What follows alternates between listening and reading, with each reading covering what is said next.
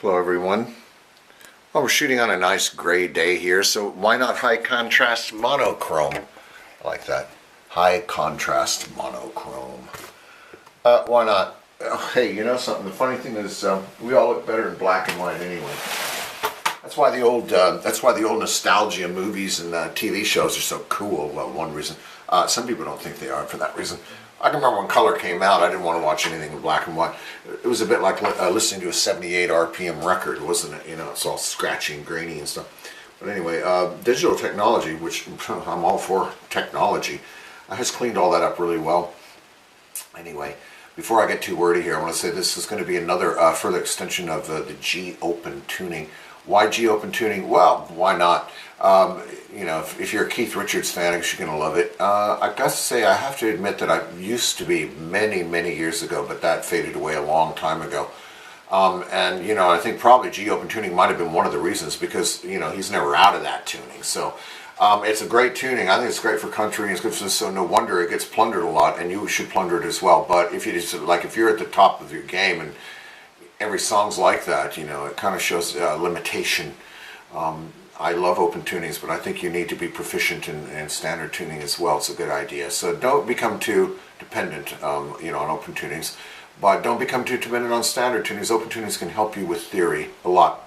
In fact, let's look at that. Let's just go over the tuning anyway. Okay, you got this open D, and you know, so make sure you're in real nice tuning. You know, as you probably heard or you look it up, there's thousands of pages, millions of pages on the internet about it. You don't use this 6th string very much, but unless you really need it.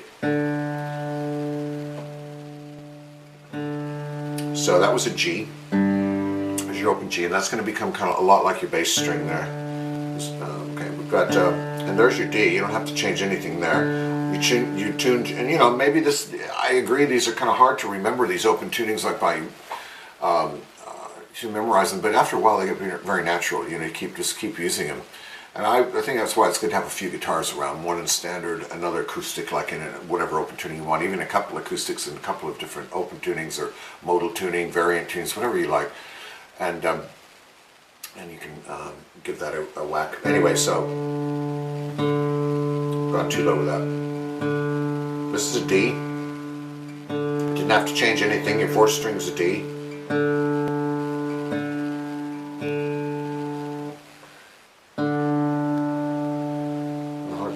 Up, there we go.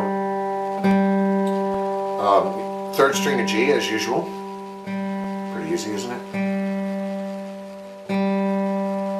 I'm just going to talk this through because, you know, I do a lot of performance video and I feel real guilty about it. That, you know, I might not providing the kind of hands-on tuition that people like. This B stays the same, so you don't have to change anything there. This is, you can hear it, a D. So you can hear you've just got a lot of open tunings or modal tunings will be like, you know, sus4 tuning. It's not very sus4, dadgad sus4, you know, hear that, and it gives you a really lovely dreamy effect, I think. And but anyway, you can hear a major chord here if you hear it. Really nice. Or you can hear that G there. Now it's really easy to remember. Make sure this is in, because I just tuned it and it went out. So you'll find that if you guitar, this isn't the greatest guitar in the world. Why am I not using my incredible sort of, you know, hits and whatever? Well, those are often in other studios, so I have to use this one. But it's good enough, but it does get out of tune quite easily. I've had it worked on as well. Anyway, there's a lot to talk about. I've got some other G-Open tuning videos where I've gone into some like country stuff. So this, I'm going to go into something I just kind of found today. Which I think is pretty nice. But I've been really, you know, there's guide chords, okay, and I think there's thousands of them on the internet. You can just punch in guide chords for G-Open tuning. You're going to get tons of guide chords, okay. Those guide chords will help you. It'll help you create music. A lot of people, you know, I think a lot of, you know, people, I think there's limitations there because, you know, everyone's using them. So what I'm trying to say here is that it's nice to get off those guide chords and get onto some original stuff. What's original? Well, anything that you can pull out or find that, you know, maybe isn't on that guide chord list, and also that you think is quite different. I've got a couple of things, but I found that's something that's really nice. That's a nice chord. So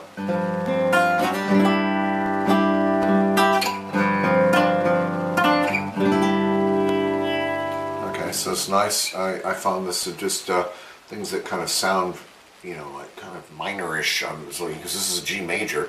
I've done it that way. I found I was tuning in, and I should do a video on it because I was in D minor tuning, and I found it was brilliant for suddenly turning it around and finding all the major stuff in it. You know, it's really nice, and also you know, the suspended intervals, and I found that it was very, very interesting in that way. I actually recorded it, but I didn't make a video of it, but I'm going to probably come back to that. And so if you want to try that, I'll just make a recommendation. The D minor tuning is really nice. This is probably one of the problems. There's so many nice open tunings. I mean, I found so many in my quest. And so, you know, it just goes on and on. So this is one of the things you have to deal with. And you might stay in one open tuning for months. You might move on. So there's the choice there. But anyway, I like this one.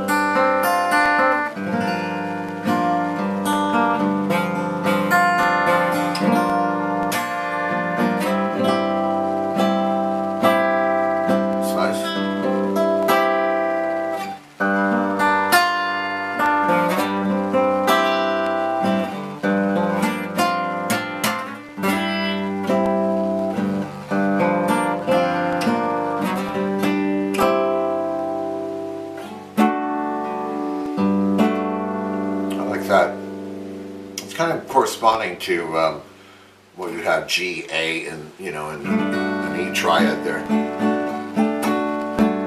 Kind of good in that, you know. So that's nice. Can you hear that? So I guess I'm kind of enjoying that this is a G major, you know. Well, it's open tuning, open G. Okay. And so what I'm doing, you're finding these minor. Reminds me of a few songs I won't mention, but I think you can hear that. But you could use this. I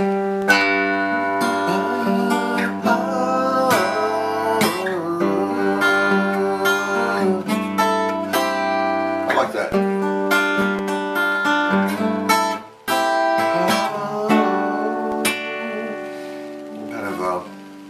Seems like a disparate key there, kind of coming into E major. It is not related. It's not related to G minor and A minor. So there you go, and that's what kind of gives it that effect. But anyway, I like that.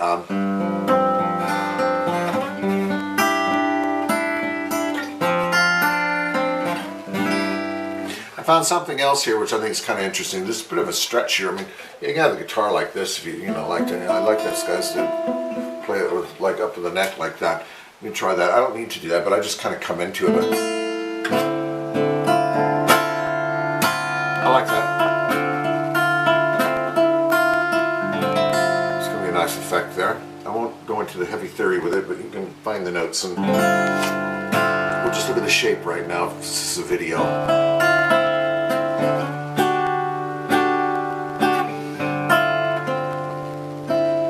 So you might find stuff that works, you find stuff that doesn't, and you just try to move around a lot. And I was just doing something like this. You can hear that. It's a nice chord there.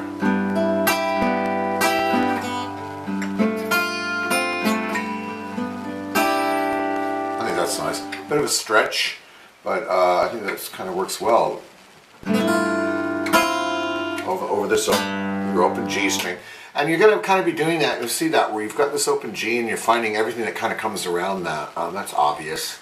I'm not going to be the first person to say that, but if anyone stumbled on this video for the first time and G open tuning for the first time, it might behoove you to know that, and or stop the criticism of somebody saying, well, why didn't you say that?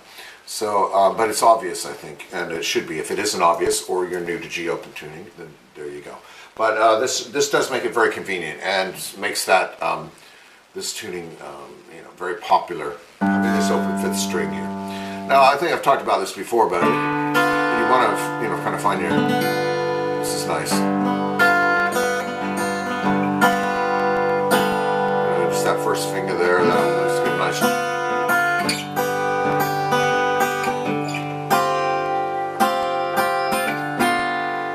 Nice suspension there.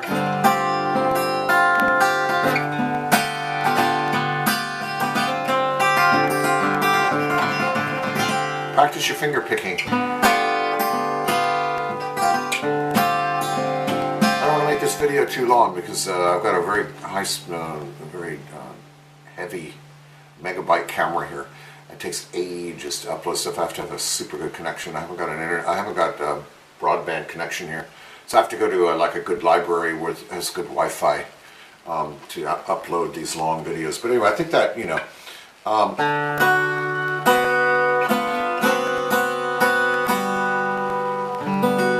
major seventh. And you can find a lot of stuff just the high string.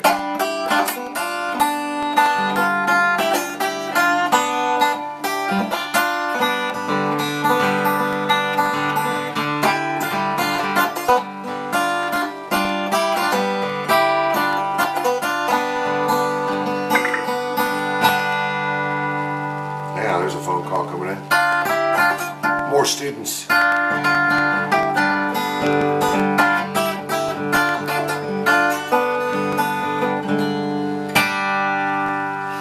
Okay, so I think that this is a nice little rundown. I'm going to come back to this. I'm probably going to be just making more videos of some of my favorite open tunings and major and minor tunings as well.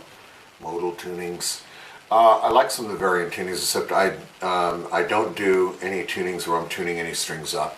I'll probably get another guitar to do that, so I won't have to worry about the truss rod and the tension strings or breaking them. But so far I've been avoiding those. But probably at my peril, because I'm sure there's some really nice ones there. If it's just a semitone on maybe one of the strings, I don't mind too much. But at any rate, I use the guitar for other stuff. So, but I think that if you have another guitar, you can do that. Try it as well. And as I said, all this information is, you know, on Google, and you know, you're able to look it up. Thousands and thousands and millions of pages. So it's not like there's some big secrets going on here. I think the big secret probably is just trying to work out, you know, all the different, you know, sort of avenues that you can take. Trying to be creative with it, you know, not just following these same old guide chords, you know, like I was saying this earlier, you know, like I always used to watch Joni Mitchell, you know, and she'd be like, you know, and I'd sit there, and I was always playing standard guitar, you know, and nobody had ever shown me any open tunings when I was in, you know, high school. She'd be on TV, and I said, what the hell's she doing? What is that? You know, it's like, what a retarded way to play the guitar. I don't think so now so much, and that can work, but like, you know, again, I just, sorry Joni, you know, but some of her music it all just kind of sounds the same, doesn't it, you know, and a lot of the reasons, her lyrics, are, you know, I think kind of come in and save the day, but, you know, she's always just kind of, you know, that flat finger across there, and I was kind of like, well, how did she get that, how did she do that? Well, you know, now I know, and so we weren't all born smart. But she studied open tunings. I was reading a couple of people, you know, masters of open tuning, and she gravitated to them very early on. Me, you know, all my heroes were guys that were riffing in the blues and you know, rock in standard tuning. So we kind of go towards where we're going and why we like what we like. But I think that, you know, you got this opening, you know. Stuff, right?